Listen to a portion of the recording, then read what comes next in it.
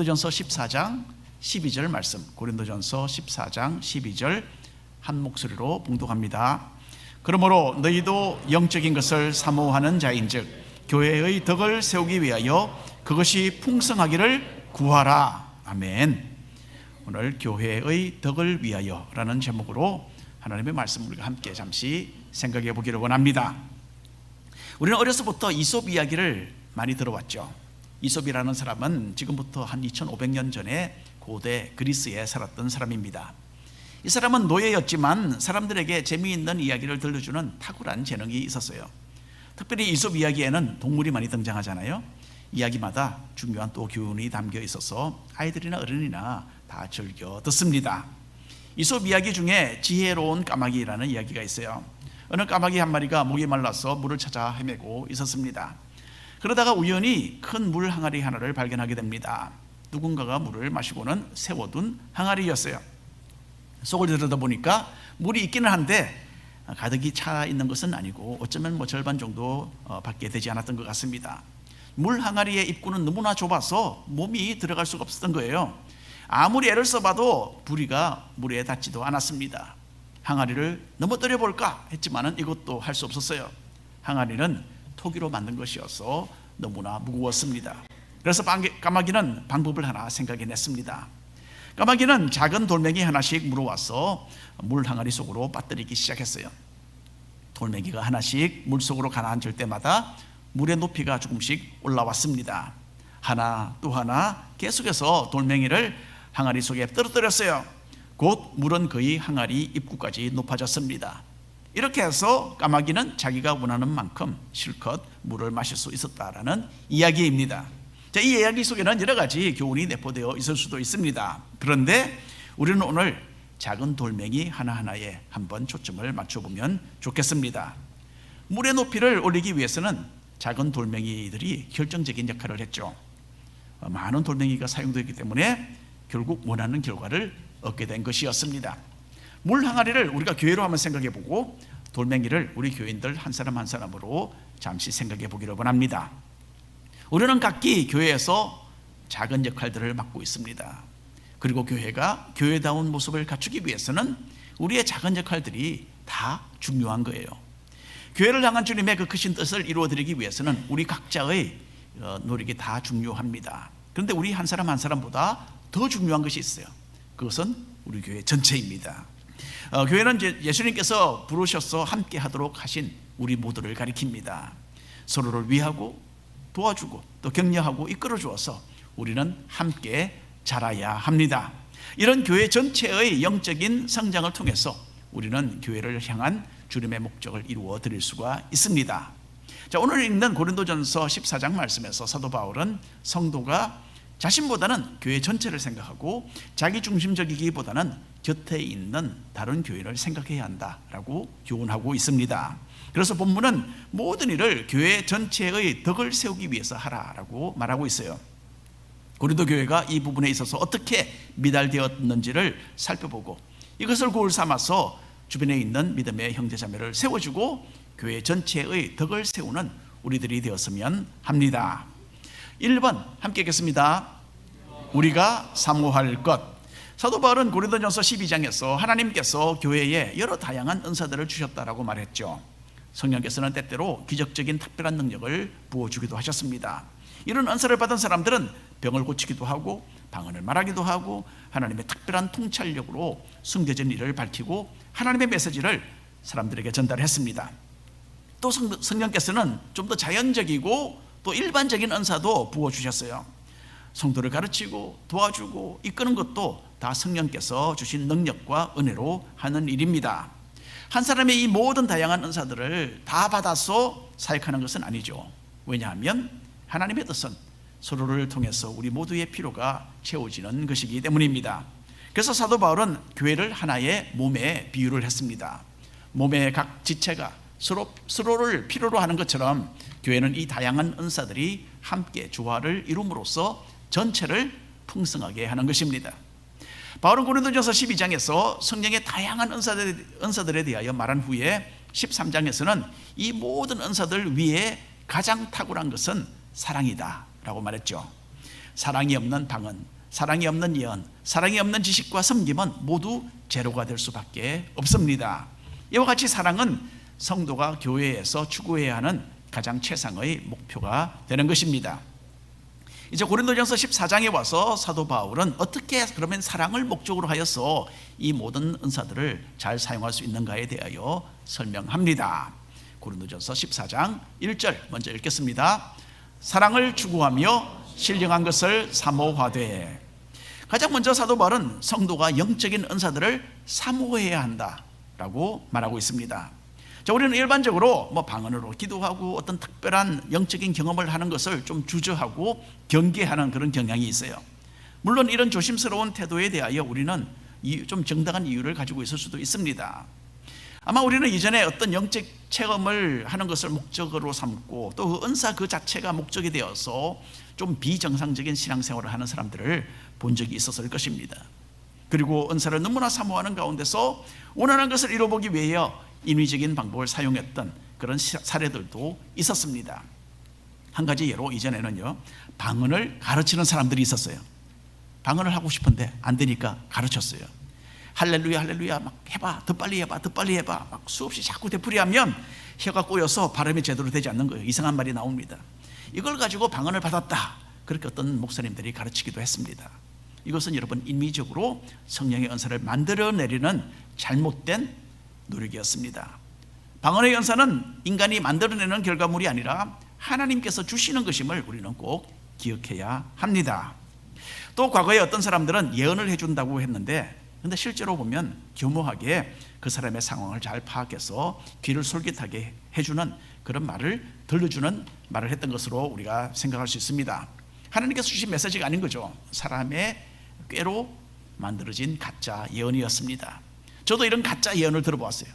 저도 어떤 예언자가 예언해 주겠다고 해서 들어보았는데, 예언을 들었을 때에 이거 건전하지 않다라는 그런 느낌을 받았고요. 그 예언은 역시 가짜였다라는 것이 나중에 증명되었습니다. 그리고 또 영적 체험을 조작하는 가짜들도 있어요. 안수기도를 받는 도중에 사람이 막 넘어지면 주변에 있는 사람들은 하나님의 능력이 나타나는 것으로 그렇게 생각을 합니다. 그래서 어떤 목사님들은 안수기도를 하면서 사람을 막 넘어뜨리려고 했어요. 넘어뜨리려고. 그 고등학교 시절에 어느 목사님이 우리 교회 부흥회로 오셔서 이렇게 시도하는 것을 제가 직접 경험해 보았습니다. 이 목사님은 교인들 앞에 젊은 사람들 좀 세워놓고 제가 이제 제일 먼저 앞으로 나갔는데 머리에 손을 얹고 기도를 해주셨어요. 근데 그분은 자꾸 손으로 제 머리를 자꾸 밀어서 뒤로 넘어뜨리려고 하셨어요. 이 목사님의 기도를 받다가 이건 아니지라는 생각이 들어서 막 속이 많이 상했습니다.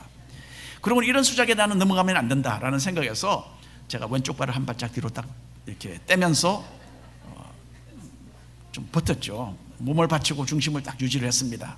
그때 그 목사님이 막 더 세게 저를 막 손으로 미치는 거예요. 제가 또다시 뒷걸음질하면서 넘어지지 않았습니다. 그랬더니 결국 포기하고 마셨어요. 그런데 저 외에 그날 기도를 받고 넘어져서 막 영적 체험을 한 것으로 보였던 다른 아이들이 있었어요. 그래서 너희들 어떻게 된 거냐라고 제가 물어봤는데, 그 목사님이 자꾸 미시니까 넘어져 죽었다는 거예요. 그러면 잠시 누워 있다가 일어났다라고 말했습니다. 여러분, 이런 약속하지 않은 연극이 교회 안에서 공공연히 일어나기도 합니다. 무슨 대단한 일이 일어난 것처럼 보이기는 하지만은 그 중에 얼마가 진짜고 얼마가 가짜인지 이거는 지금 분간하기가 쉽지가 않습니다. 이런 오류와 혼동이 분명히 있지만 또한 분명한 것은 실제로 하나님께서 주시는 성령의 은사들도 있다는 거예요. 그리고 우리는 이런 영적인 은사들을 사모해야 합니다. 고린도전서 14장 39절 함께 읽겠습니다. 그런즉 내 형제들아, 예언하기를 사모하며 방언 말하기를 금하지 말라. 여러분, 우리는 기적의 하나님을 믿습니다. 하나님께서 큰 능력으로 큰 일을 이루시는 분임을 우리는 또한 믿어야 합니다. 그리고 하나님은 지금도 영적인 은사들을 얼마든지 부어주시는 분이십니다. 그렇기 때문에 우리는 성령의 은사를 사모하고 하나님께 더욱더 기뉴하게 쓰임받기를 추구해야 합니다. 2번 읽겠습니다. 교회의 유익을 위하여. 성령의 은사를 올바르게 사용하는 열쇠가 있는데, 그 열쇠는요, 그 은사로서 교회의 덕을 세우는 일입니다. 다른 사람을 올바로 세워주고 교회 전체의 유익을 구하려는 그런 목적으로 이 모든 은사들이 사용되어야 한다라고 사도 바울은 교훈합니다. 자, 이제는 고린도전서 14장 4절 5절 읽겠습니다. 방언을 말하는 자는 자기의 덕을 세우고 예언하는 자는 교회의 덕을 세우나니 나는 너희가 다 방언 말하기를 원하나 특별히 예언하기를 원하노라. 만일 방언을 말하는 자가 통역하여 교회의 덕을 세우지 아니하면 예언하는 자만 못하니라. 고린도 교회 사람들은 방언의 은사를 다른 은사보다 특별히 높이 평가했다라는 것을 이미 말씀드린 바 있습니다. 사람에게 이해되지 않는 어떤 언어로서 말하는 이 방언의 은사는 정말 특별하게 보였어요. 방언의 은사로 알아듣지 못할 말을 구사하는 것은 정말 이 세상을 초월하여서 하늘나라에 가까이 접근해서 사는 사람들인 것처럼 보였던 것입니다. 하지만 사도 바울은 이 부분에 있어서 전혀 다른 방향으로 교훈을 합니다. 방언은 하나님과 직통으로 연결되는 은사인 것으로 보이기는 해도 교회적으로 본다면 그리 큰 이득이 되지 않는 것이 바로 이 방언의 은사다라고 사도 바울은 밝힙니다. 그 이유는 방언은 다른 사람을 세워주는 은사가 아니라 자기 자신의 영적인 유익을 위하여 주신 은사이기 때문입니다. 자, 14절 15절 읽겠습니다. 내가 만일 방언으로 기도하면 나의 영이 기도하거니와 나의 마음은 열매를 맺지 못하리라. 그러면 어떻게 할까? 내가 영으로 기도하고 또 마음으로 기도하며 내가 영으로 찬송하고 또 마음으로 찬송하리라. 사도 바울의 개인적인 이야기입니다. 방언은 사람의 영이 하나님과 직접 연결되어서 기도하는 것이죠. 하지만 방언을 하는 사람 자신조차도 자기가 무슨 내용으로 기도하고 있는지를 알지 못합니다. 그래서 사도 바울은 자신이 방언으로 기도할 때에 자기의 영혼에게는 이득이 있겠지만은 자기의 마음과 생각에는 별로 도움이 되지 않는다라고 여기서 이야기하고 있어요. 그래서 사도 바울은 방언으로 기도를 하기도 하고 또 자기 자신이 알아들을 수 있는 일반 언어로서도 기도하고 또 찬송도 부른다, 그렇게 설명하고 있습니다. 이제 이렇게 방언은 방언의 은사를 가진 사람의 영혼을 이롭게 하는 은사입니다. 하지만 고린도 교회의 어떤 사람들은 방언의 이런 특성을 고려하지 않았어요. 이 사람들은 교회 예배 가운데 방언으로 크게 소리치면서 자신이 얼마나 하나님과 가까운가를 드러내려고 했던 것입니다. 다른 사람이 이해하지 못하고 자신 스스로도 이해하지 못하는 언어를 남발하면서 잘난 척하기에 바빴던 것입니다. 저는 14살이 되던 해에 우리 중앙교회에서 기도하는 가운데 방언의 은사를 받았다라는 말씀을 드렸습니다. 그때에 교회 학생들 중에는요, 그 이후로 몇 년 동안 자기도 방언을 받았으면 하는 아이들이 많이 있었습니다. 이 아이들은 방언으로 기도하는 저를 부러워했고 저도 또 은근히 우월감이 느껴졌습니다. 고린도 교회에서 방언을 하는 사람들도 이런 유치한 생각에 빠져 있었던 것이죠. 하지만 바울은 그들의 오류를 정확하게 지적합니다. 23절 함께 읽겠습니다. 그러므로 온 교회가 함께 모여 다 방언으로 말하면 알지 못하는 자들이나 믿지 아니하는 자들이 들어와서 너희를 미쳤다 하지 아니하겠느냐. 사람들 앞에서 알아듣지 못하는 방언으로 말하는 것은 교회에서 덕을 세우는 일이 아닙니다. 어릴 때에 한 번은 부흥회 강사님이 우리 교회에 찾아오셨어요. 우리와 똑같은 아파트 건물에 사셨던 어느 권사님께서 그 강사님을 초대했습니다. 어머니와 저는 그 권사님께서 부르셔서 함께 그 자리에 있었는데, 권사님은 정말 정성스럽게 음식을 많이 장만하셔서 부흥회를 인도하시는 그 강사 목사님을 접대하셨어요. 식사를 위해서 강사 목사님이 먼저 기도를 하셨더군요. 그래서 목사님이 큰 소리로 방언으로 막 기도를 하시는 거예요. 처음부터 끝까지 어쩌면 한 3분 정도 그렇게 막 열심히 방언으로 기도를 하셨어요. 그러고는 그 후에 아멘 하시길래 우리도 그냥 아멘 했습니다. 그런데 내 마음속에는 이건 아니지 라는 생각이 드는 거예요. 겉으로는 은혜롭게 그렇게 기도하시는 것 같기는 했지만은 가식적인 기도였습니다. 그리고 그 기도의 내용은 아무도 알아들을 수가 없었어요. 분명 그 목사님도 자신이 무슨 기도를 하는지 몰랐을 것입니다. 여기에 대해서 한번 읽어볼까요? 고린도전서 14장 16절 17절입니다. 그렇지 아니하면 네가 영으로 축복할 때에 알지 못하는 처지에 있는 자가 네가 무슨 말을 하는지 알지 못하고 내 감사에 어찌 아멘 하리요. 너는 감사를 잘하였으나 그러나 다른 사람은 덕 세움을 받지 못하리라. 방언으로 그렇게 사람들 듣는 데서 대표 기도를 하는 것에 대하여 하는 말입니다. 고린도 교회에는 방언의 은사를 받은 사람들이 의하여 이렇게 어처구니 없는 일들이 일어나고 있었던 것입니다. 방언의 은사를 오해하고 내세웠던 이 사람들의 오류를 지적하면서 사도 바울은 사람들 앞에서는 알아듣지 못하는 방언보다는 보통 언어를 사용해야 한다라고 교훈하고 있습니다. 바울은 자신이 고린도 교회 사람들보다 더 많이 방언으로 기도하고 있다라고 말합니다. 하지만 방언으로 1만 마디를 하는 것보다 알아들을 수 있는 말 5마디로 사람들을 가르치는 것이 교회를 위해서 무한하게 더 유익할 것이다, 그렇게 말합니다. 따라서 사도 바울은 예언의 은사가 방언의 은사보다 교회의 덕을 세우는 데에 더 유익하다라고 말합니다. 예언의 은사는 하나님의 능력으로 장래의 일을 말하는 것을 포함합니다. 하지만 더 중요한 것은 하나님의 말씀, 하나님의 그 말씀의 메시지를 정확하게 전달하는 능력입니다. 구약의 선지자들도 물론 미래에 이루어질 일도 이야기했습니다만은 선지서의 그 90%를 읽어보면 대부분 이미 전해진 하나님의 말씀을 사람들에게, 백성들에게 선포하는 그런 내용이 많이 있습니다. 그래서 예언의 은사를 좀 더 넓게 우리가 이해할 필요가 있어요. 하나님의 능력으로 다른 사람에게 필요한 말씀이 무엇인지를 파악하고 적절하게 말씀을 나누는, 선포하는 은사라고 할 수 있습니다. 사도 바울은 예언에 대하여 이렇게 말을 합니다. 3절부터 5절까지 읽겠습니다.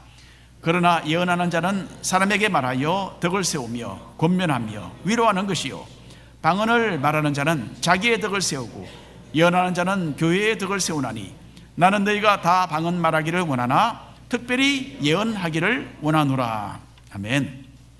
저는요, 오랫동안 이 성경에서 말하는 예언의 은사를 받았으면 참 좋겠다, 간절히 사모하고 기도도 참 많이 했습니다. 그런데 언젠가 저는 내가 이미 예언의 범주 안에 있는 그런 일을 하고 있구나 라는 이해를 가지게 되었어요. 분별력을 가지고 다른 사람을 권면하며 말씀으로 위로하고 그 사람을 영적으로 세워주는 것이 바로 예언의 역할이다 라고 사도 바울이 여기서 설명하고 있습니다. 이와 더불어 우리는 성령의 은사에는 사람마다 하나님께서 부어주시는 분량이 다르다라는 사실도 알아야 합니다. 똑같은 은사라도 사람에 따라서 하나님께서 역사하시는 정도에는 차이가 나는 겁니다. 로마서에 있는 말씀 한번 읽어보겠습니다. 12장 3절 말씀입니다. 내게 주신 은혜로 말미암아 너희 각 사람에게 말하노니 마땅히 생각할 그 이상의 생각을 품지 말고 오직 하나님께서 각 사람에게 나누어 주신 믿음의 분량대로 지혜롭게 생각하라. 똑같은 은사라도 사람에 따라서 하나님의 역사하시는 그 정도에는 차이가 있습니다. 자, 고린도전서 13장에서 사도 바울은 현재 우리가 사용하는 은사들이 모두 불완전하다라고 말을 했습니다. 예언을 해도 그것은 마치 거울로 보는 것처럼 희미하다라고 했죠. 그렇기 때문에 우리는 겸손한 마음을 가져야 합니다. 아무리 귀중한 은사를 가졌다 해도 하나님께 특별하게 선택되어서 초대교회의 기둥으로 사용되었던 사도들에는 비교가 될 수 없는 것입니다.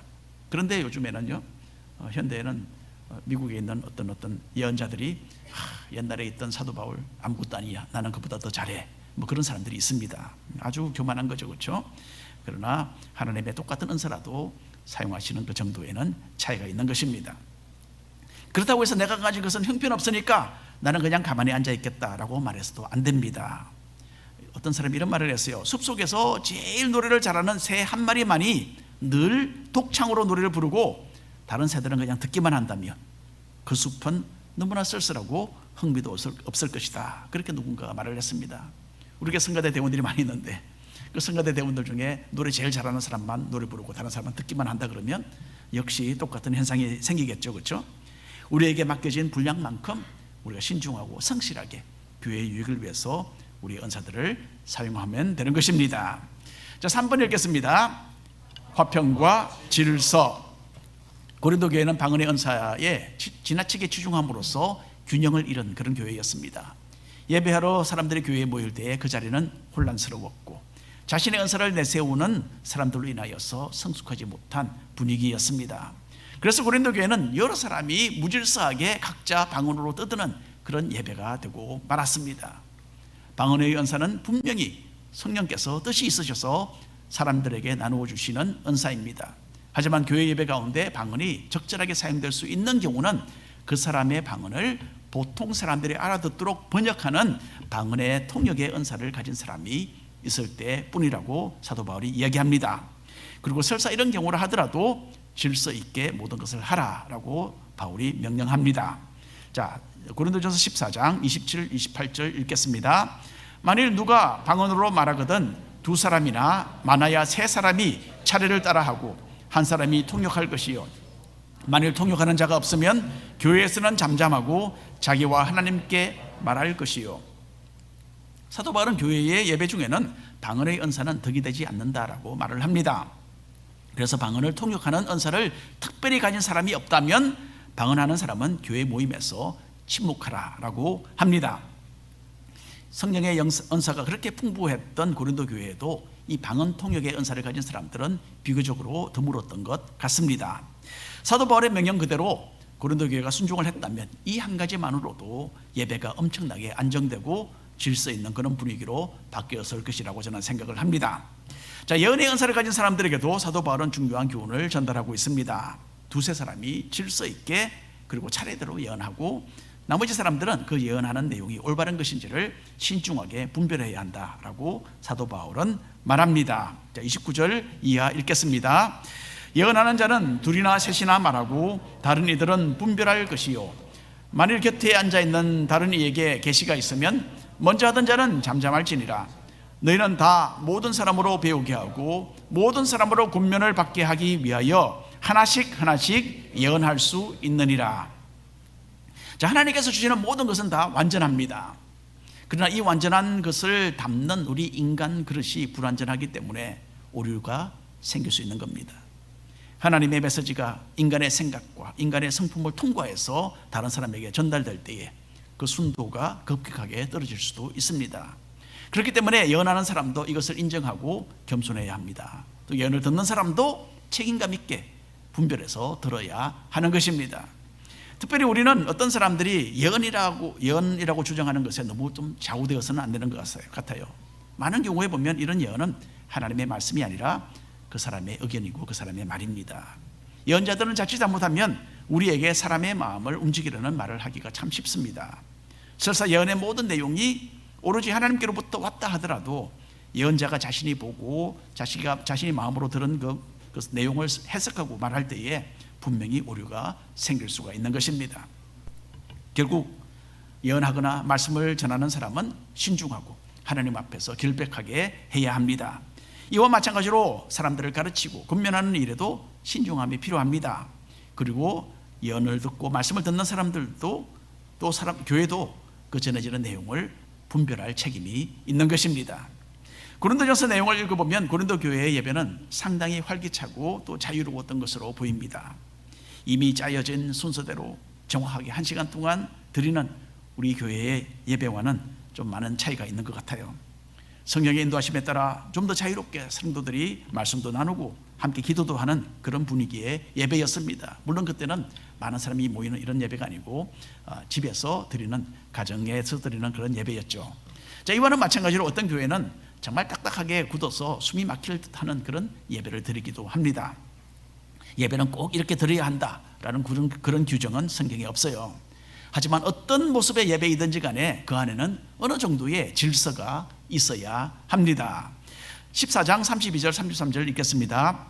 예언하는 자들의 영은 예언하는 자들에게 제재를 받나니 하나님은 무질서의 하나님이 아니시요 오직 화평의 하나님이시니라. 이전에 보면 어떤 사람들은 은혜를 받았다면서 막 절제가 없이 무분별하게 교회에서 행동하는 그런 경우가 있었습니다. 하지만 여기에 대하여 사도 바울은 우리를 위해서 중요한 교훈을 한 가지 남깁니다. 성령께서는 교회에서 성도가 완전히 자기 자신의 그 정신을 잃어버릴 정도로 그렇게 그 인격을 사로잡으시는 것이 아니다는 거죠.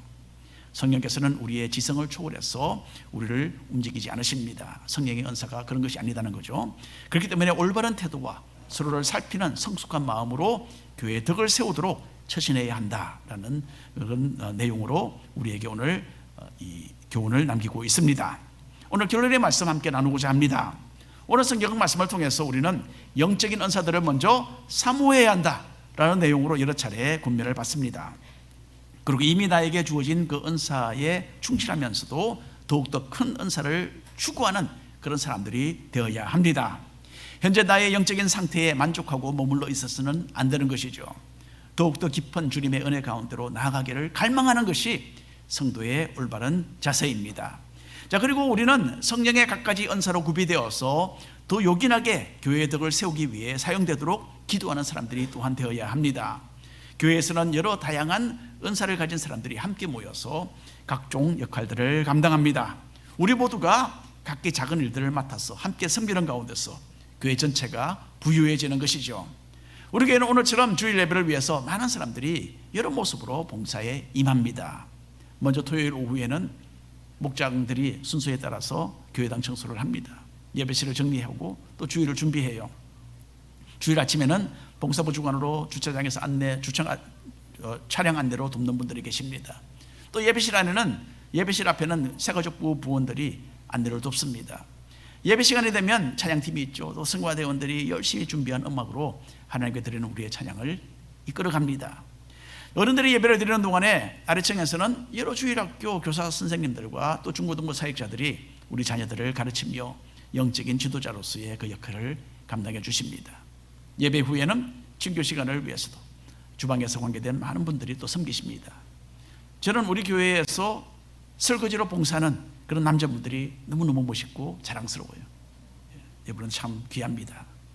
자, 3부 예배에서도 영어권 성도들과 또 청년들 그리고 대학생들 예배에서 섬기며 봉사하는 여러 성도님들이 있습니다. 이렇게 매주일 우리 교회 내에서 하나님이 주신 은사로서 열심히 섬기는 분들의 숫자가 100명이 훨씬 넘습니다. 그래서 주일 예배는 하나의 예에 불과하죠. 그 외에도 주중과 주말 계속되는 모임들과 여러 사역에 많은 분들이 관련되어 계십니다.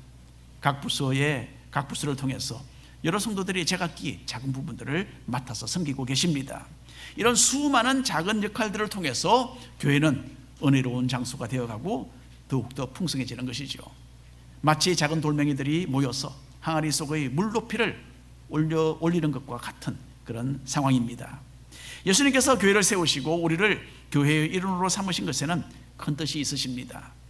주님은 교회를 통해 찬양과 예배를 받으시고 성도들이 영적으로 성장하고 나아가서는 어둠에 있는 이 세상을 밝히는 일을 이루기를 원하십니다. 우리 각자는 홀로 두면 너무나 미약해서 아무것도 할 수가 없어요. 하지만 함께 모아주셨기 때문에 우리는 큰 힘을 발휘할 수 있는 것입니다. 하나님이 우리에게 내주신 은사들을 우리는 잘 사용해야 합니다. 무엇을 어떻게 하는 것이 교회를 유익하게 하는 것인지를 살피고 교회의 화평과 질서를 또한 추구해야 합니다. 이렇게 해서 성령께서 우리에게 맡기신 기적적인 은사 그리고 자연적인 은사들이 교회의 덕을 세우기 위해서 사용될 때에 주님께서 영광을 받으실 것입니다. 그래서 겸손하게 또 신중하게 그리고 주님을 섬기는 마음으로 우리가 서로를 섬길 때에 우리 가운데 영적인 성장이 이루어지고 주께서 기뻐하시는 그런 교회로 발전하게 될 것으로 분명히 믿습니다. 아멘. 기도하겠습니다. 하나님, 우리에게